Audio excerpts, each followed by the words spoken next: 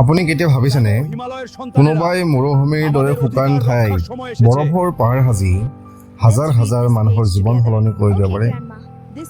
আজি আমি এজন এনে ব্যক্তিৰ বিষয়ে জানিম যিয়ে বলিউডৰ চিনেমাৰ চৰিত্ৰক বাস্তৱত জীয়াই তুলিছে। তেওঁ কোনো সাধাৰণ ইঞ্জিনিয়াৰ নহয়, তেওঁ হৈছে লাডাখৰ প্ৰাণ, যি নিজৰ দেশ আৰু পৰিৱেশৰ বাবে যিকোনো পৰ্যায়লৈ যাবলৈ সাজু। তেওঁৰ নামে হৈছে সোনম ৱাংচুক।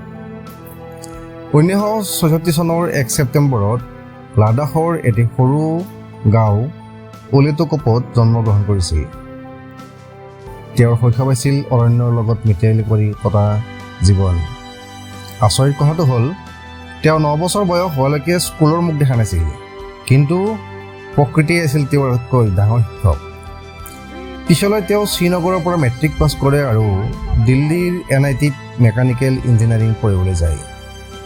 কিন্তু তাতো তেওঁক গতানুগতিক শিক্ষাই সন্তুষ্ট কৰিব পৰা নাছিল। ইঞ্জিনিয়াৰিং পঢ়ি থকাৰ সময়তে তেওঁ উপলব্ধি কৰিছিল যে আমাৰ শিক্ষা ব্যৱস্থাত এক ডাঙৰ ঘামতি আছে। মানুহে কেৱল ডিগ্ৰীৰ বাবে পঢ়ে, জ্ঞানৰ বাবে নহয়। 1988 চনত তেওঁ নিজৰ ভাতৃ আৰু কেইজনমান বন্ধুৰ সৈতে মিলি প্ৰতিষ্ঠা কৰিলে চেক মল। তেওঁৰ লক্ষ্য আছিল লাডাখৰ ল'ৰা ছোৱালীক এনে শিক্ষা দিয়া যিয়ে তেওঁলোকক নিজৰ সংস্কৃতিৰ সৈতে সংযুক্ত কৰি ৰাখে আৰু ব্যৱহাৰিক জ্ঞান প্ৰদান কৰে। তেওঁৰ এই পাঠদান পদ্ধতিয়ে পিছলৈ 3 Idiotsৰ ছবিখনৰ প্ৰেৰণা হৈ পৰিছিল। আইচটুপ এক যাদুকৰী উদ্ভাৱন, দ্য আইচটুপা ইনোভেশ্যন। লাডাখৰ দৰে ঠাইত খেতি কৰিবলৈ পানীৰ বৰ নাটনি। শীতকালত পানী উৰি যায় বা সাগৰত মিহলি হয়, কিন্তু বসন্তকালত খেতিৰ বাবে পানী নাথাকে। তেতিয়াই সোনম ৱাংচুকে এক অসাধ্য সাধন কৰিলে। তেওঁ বৰফৰ স্তূপ আকাৰে জমা ৰখাৰ এক অভিনৱ পদ্ধতি আৱিষ্কাৰ কৰিলে, যাৰ নাম আইচটুপ।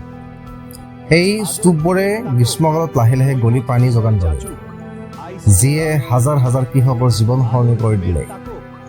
এই উদ্ভাৱনৰ বাবে তেওঁক ৰলেক্স এৱাৰ্ডৰ দৰে আন্তঃৰাষ্ট্ৰীয় সন্মান প্ৰদান কৰা হ'ল।